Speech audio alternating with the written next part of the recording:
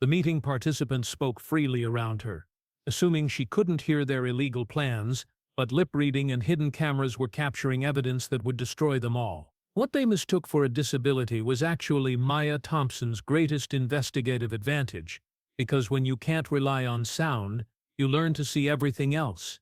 And what she was seeing in that boardroom would change everything. Maya Thompson, 26, pushed her cleaning cart through the marble-floored corridors of Meridian Financial Group's executive offices at precisely 9:47 p.m. on a Tuesday evening in October. The building was mostly empty except for the security guards, a few late-working analysts, and the group of senior executives who had called an emergency meeting on the phone. To anyone watching, Maya appeared to be exactly what her false employee records indicated, a deaf cleaning woman who worked the night shift, invisible to the corporate world that operated around her. She wore the standard-issue gray uniform of Apex Cleaning Services, her hair pulled back in a practical ponytail, moving with the quiet efficiency of someone who had learned to navigate a hearing world through observation and adaptation.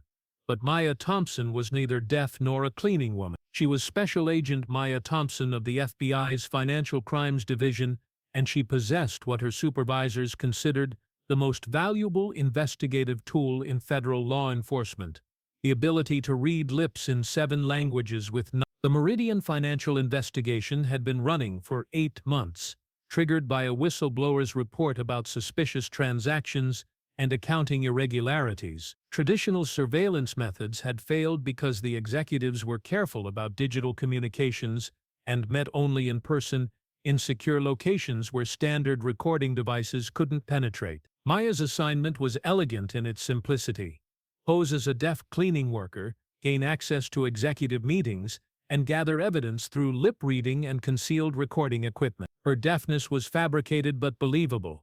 She moved with the heightened visual awareness that deaf individuals develop, never responded to sounds, and communicated only through written notes when absolutely necessary. As she approached the boardroom where tonight's meeting was taking place, Maya could see through the glass walls that 6 men were seated around the mahogany conference table. She recognized them immediately from the FBI surveillance photos: CEO Richard Blackwood, CFO Marcus Chen, Operations Director James Morrison, Legal Counsel David Park, and 2 men she hadn't seen before. Maya entered the boardroom and began her cleaning routine, emptying wastebaskets and wiping down surfaces with practiced invisibility.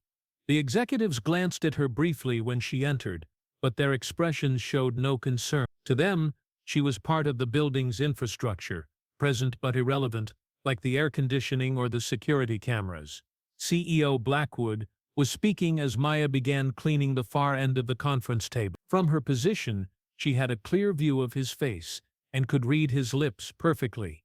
The Singapore transfers need to be completed by Friday. We can't have any trace leading back to the pension funds. Maya's training kicked in automatically. She continued her cleaning routine while memorizing every word, her hidden camera recording video evidence that would complement her testimony. The device, disguised as a button on her uniform, was positioned to capture the speakers' faces for later lip-reading verification. CFO Chen leaned forward, his words clearly visible to Maya. "What about the auditors? They're asking questions about the quarterly reports." "Let me handle the auditors," replied Legal Counsel Park. "I've got connections at the accounting firm, a few strategic donations to their partners' political campaigns, and the audit gets delayed until after the fiscal year closes." Maya felt her pulse quicken. They were discussing active obstruction of a federal audit, a felony that would add years to their eventual sentence. She moved to clean the whiteboard, positioning herself for an optimal view of all 6 men. James Morrison spoke next. "The Employee Pension Fund has $400 million we can access. If we move it through the Cayman accounts, we can cover the Singapore losses and have enough left over for the executive bonuses." Maya's expression didn't change, but internally she was calculating the magnitude of what she was witnessing. They weren't just discussing fraud. They were planning to steal the retirement savings of thousands of employees. This was exactly the evidence the FBI needed to build their case. One of the unknown men, a thin individual with graying hair, interjected, "My contacts at the SEC won't be able to ignore this if it becomes public. We need insurance, someone to take the fall if this goes bad. Blackwood nodded. We've identified a mid-level accountant, Sarah Martinez, single mother, desperate for money, perfect scapegoat. We'll route some transactions through her access codes. When the time comes, she's the one who gets prosecuted. Maya continued cleaning, but her mind was racing. An innocent woman was being set up to take responsibility for crimes committed by the men sitting around this table. This investigation had just become personal, but the real shock was still coming. As Maya moved to clean the windows, she noticed one of the unknown men staring at her intently. Unlike the others, he wasn't ignoring her presence. His eyes followed her movements with the kind of attention that made her defensive instincts activate. The man leaned over to whisper something to Blackwood, but Maya could still read his lips. Are we sure she can't hear us? She seems awfully focused on our conversation. Blackwood waved dismissively. She's deaf, Robert. It's in her employment file. She's been cleaning these offices for 3 months without any issues. But Robert wasn't convinced. Maya could see him studying her face, looking for any sign that she was understanding their discussion. She forced herself to maintain her cleaning routine, dusting surfaces she had already cleaned, keeping her expression blank and unfocused. Robert stood up and walked directly behind Maya. In a normal voice he said, "Hey, can you get me some coffee?" Maya didn't react, continuing to wipe down the same section of window, but she could feel his presence behind her, testing her deafness. Suddenly, Robert clapped his hands loudly right next to Maya's ear. She had expected this test and didn't flinch, maintaining her focus on the window cleaning. Her FBI training had included extensive preparation for maintaining cover identity under pressure. "See?" Blackwood said to Robert.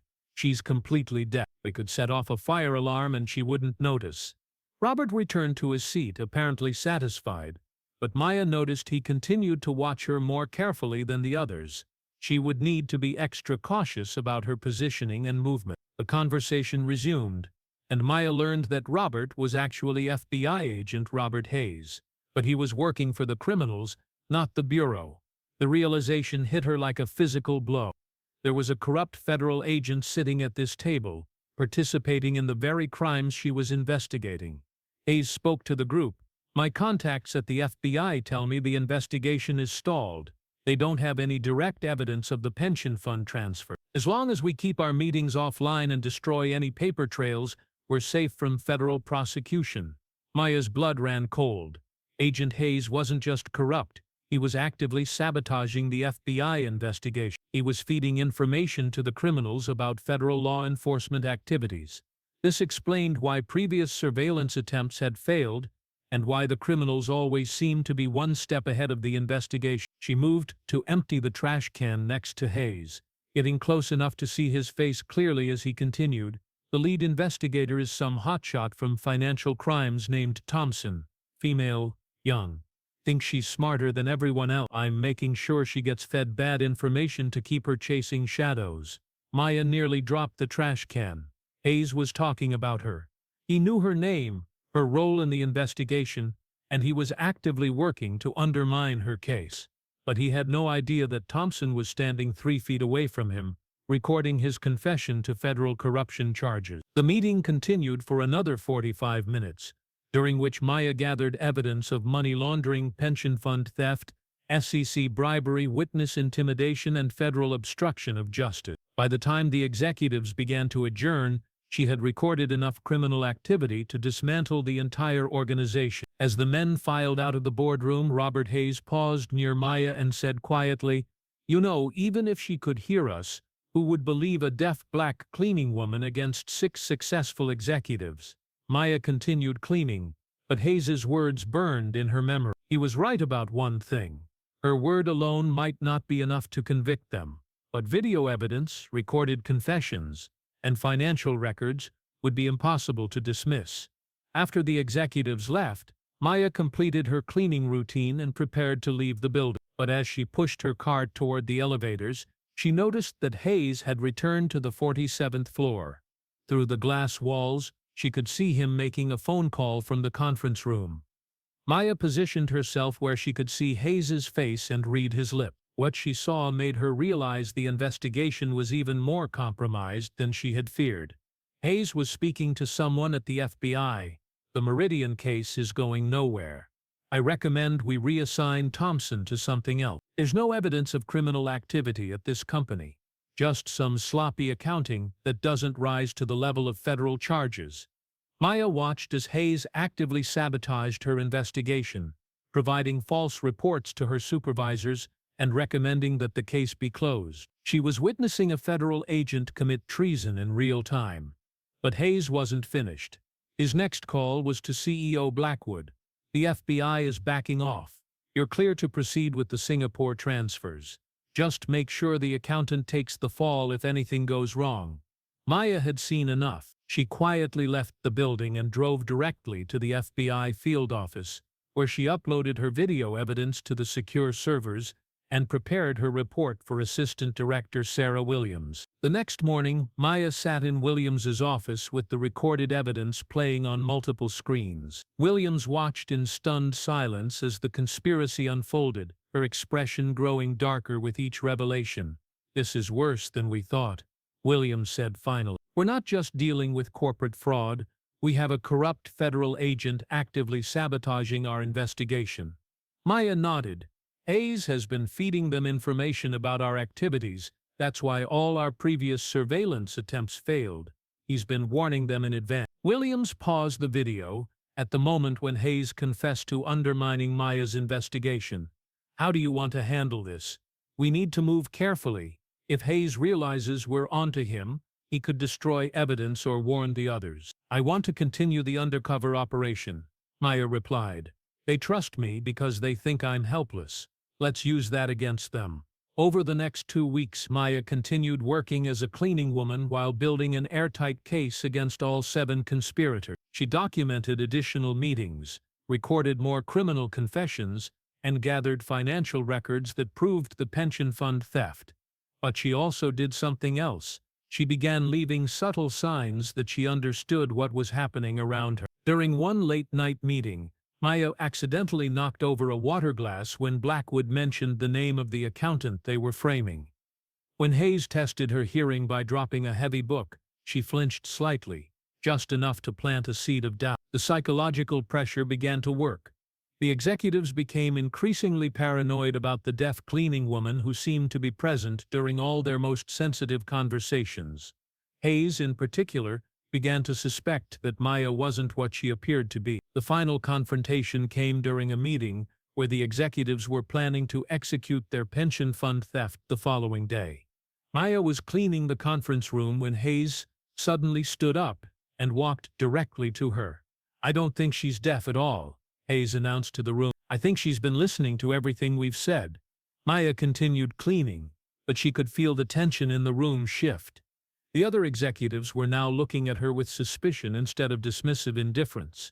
Hayes grabbed Maya's arm and spun her around to face him. Speaking clearly and slowly, he said, "Can you understand me? Are you recording us?" Maya stared at him blankly, maintaining her cover even as her heart raced. But Hayes wasn't satisfied. He pulled out his FBI credentials and showed them to her. "I'm a federal agent," he said. "If you can hear me, you need to tell me right now, or you're going to be charged as an accomplice to these crimes." Maya's training had prepared her for this moment. She looked at Hayes's credentials with confusion, then pulled out a pen and paper from her cleaning supply. In careful handwriting, she wrote, "I don't understand. Are you police? Am I in trouble?" The innocent response seemed to satisfy most of the executives, but Hayes remained suspicious. He decided to test her in a different way. "Robert, what are you doing?" Blackwood asked nervously. "If she's really deaf, this won't matter," Hayes replied. Then, speaking directly to Maya, he said, "Tomorrow morning, FBI agents are going to raid this building and arrest everyone in this room. If you're undercover law enforcement, you need to identify yourself now, or you're going to get caught in the takedown." Maya's blood froze. Hayes was revealing operational details of an FBI raid that hadn't been planned yet. He was either bluffing to test her reaction, or he had information about law enforcement activities that she didn't have. She forced herself to maintain her confused expression and wrote another note, "I just clean offices. I don't understand what's happening. Can I go home now? Hayes studied her face for any sign of deception, but Maya's years of undercover training held steady. After what felt like an eternity, he seemed to accept her performance. Fine, Hayes said, but I want her searched for recording devices. Maya's heart nearly stopped. The hidden camera in her uniform button would be discovered immediately if they searched her. She needed to create a distraction or find a way to leave the building before they could expose her cover. But before Hayes could order the search, alarms began blaring throughout the building. Red emergency lights flashed, and an automated voice announced, "This building is under federal investigation. All occupants must remain in their current locations." Through the conference room windows, Maya could see FBI agents in tactical gear entering the building lobby. The raid Hayes had threatened was actually happening, but it was happening now, not tomorrow morning. Hayes's face went white as he realized what was occurring.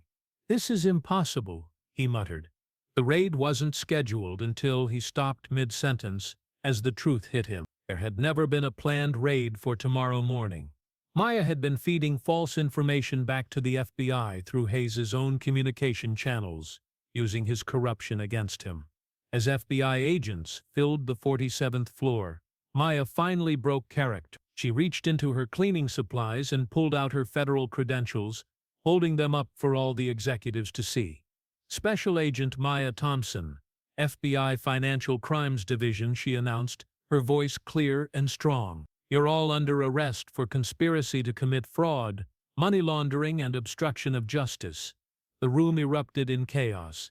Blackwood screamed about entrapment. Chen tried to destroy documents.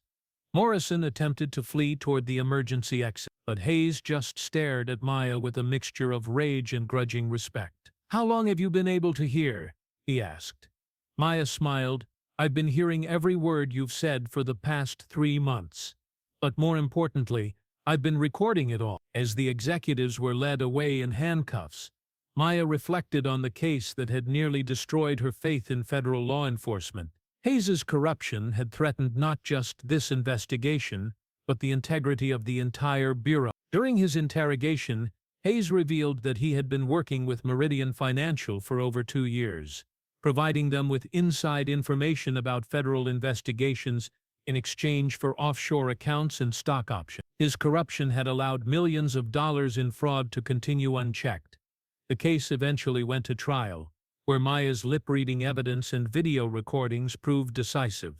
All 6 corporate executives received sentences ranging from 15 to 25 years in federal prison. Hayes was sentenced to 30 years for federal corruption and treason, but the most satisfying moment came during her testimony, when the defense attorney tried to discredit her evidence by suggesting that lip-reading was unreliable and that a deaf person couldn't understand complex financial discussion. Maya looked directly at the jury and said, "Your Honor, I'm not actually deaf, but I've learned that when people think you can't hear them, they reveal who they really are. And sometimes, the most important conversations are the ones people think no one is listening to." The accountant they had planned to frame, Sarah Martinez, was cleared of all charges and received a settlement from Meridian Financial's insurance company. The stolen pension funds were recovered and returned to the employees who had nearly lost their retirement savings. Maya Thompson was promoted to senior special agent and became the FBI's lead instructor for undercover operations involving perceived disabilities. Her case became a textbook example of how assumptions about disability could be turned into investigative advantages. 6 months after the trials ended, Maya received a letter from a young deaf woman who had read about the case in the newspaper. The letter thanked Maya for showing that deaf individuals could be heroes, not just victims, and that disabilities didn't have to define limitation. Maya framed the letter and kept it on her desk as a reminder that sometimes the most powerful weapon in law enforcement isn't advanced technology or federal authority. It's the ability to see what others miss and hear what others think they're hiding. The Meridian Financial case closed with the recovery of $400 million in stolen funds, the conviction of 7 federal criminals, and the restoration of faith in a justice system that had nearly been corrupted from within. And it all started with a simple truth. When people think you can't understand them, they tell you everything you need to know. But Maya's story didn't end with the convictions. The Meridian case opened doors to a new world of undercover possibilities that the FBI had never considered. Within a year, Maya was leading a specialized unit called the Invisible Investigators, agents who used perceived disabilities as covers for complex undercover operations. The unit's first major case involved a human trafficking ring operating out of luxury hotel. Maya posed as a blind massage therapist, using her heightened sensory awareness to gather intelligence while criminals assumed she couldn't identify them. The operation rescued 43 victims and dismantled an international trafficking network. Her second assignment took her into the world of elder abuse, where she posed as a developmentally disabled care worker in a nursing home. The facility's administrators had been systematically stealing from elderly residents, confident that their mentally impaired employee couldn't understand their financial schemes. Maya's investigation led to the recovery of $12 million in stolen assets and the prosecution of an entire administrative staff. The success of these operations caught the attention of international law enforcement agencies. Scotland Yard invited Maya to London to train their undercover specialists in disability-based infiltration techniques. The French National Police requested her assistance in dismantling a art forgery ring that operated exclusively around individuals they perceived as intellectually inferior. During one memorable case in Miami, Maya posed as a deaf-mute witness to a murder, allowing her to remain in a courtroom where the defendants freely discussed their criminal activities in sign language. Not knowing that Maya was fluent in ASL and was recording their confessions through lip-reading their signed conversation, the psychological impact of Maya's work extended beyond law enforcement. Her cases consistently revealed the dangerous assumptions that criminals made about people with disabilities, exposing a pattern of discrimination that went far deeper than simple prejudice. Her testimony in congressional hearings led to new federal legislation protecting individuals with disabilities from exploitation and ensuring their access to justice systems. Maya's most personal case came 3 years after Meridian Financial, when she received a letter from Sarah Martinez, the accountant who had nearly been framed. Sarah had started a nonprofit organization providing financial literacy education to underserved communities, and she wanted Maya to speak at their annual conference. "You saved more than my career," Sarah told Maya during their meeting. "You saved my family, my reputation, and my faith in justice. But more than that, you showed me that sometimes the people who seem powerless are actually the most powerful of all." Maya's speech at that conference became legendary within law enforcement circles. She told the audience, "Every day, people make assumptions about what others can and cannot do based on appearances, disabilities, race, or social status. But I've learned that our greatest strength often lies in what others perceive as our greatest weakness. When someone underestimates you, they give you the most valuable gift an investigator can receive, the element of surprise." The Meridian Financial case had taught Maya that justice wasn't just about punishing criminals. It was about protecting the innocent, exposing corruption, and proving that heroes come in forms that society doesn't always recognize. Her work continued to inspire a new generation of law enforcement officers who understood that sometimes the most effective weapon against crime isn't force or authority, but the simple act of being underestimated by those who think they know better.